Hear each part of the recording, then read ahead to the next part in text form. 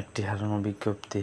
আমরা আজ রাত 10টায় উত্তর গেট টার্ফে খেলতে গিয়েছিলাম। এই চোরটা আমাদের মোবাইল, টাকা পয়সা আর কিছু কাপড় চোপড় ছিল একটি ব্যাগে।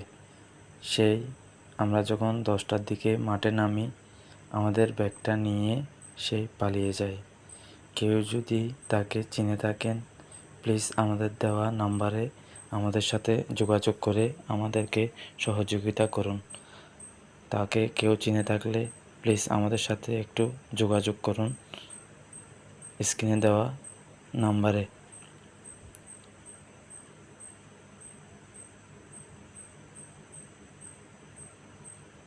চট্টগ্রাম আতরার ডিপোর পর উত্তর গেট টার্ফের মধ্যে এই ঘটনাটা ঘটে।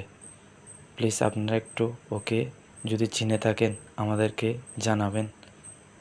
স্ক্রিনে দেওয়া নাম্বারে অনুরোধ করা যাচ্ছে।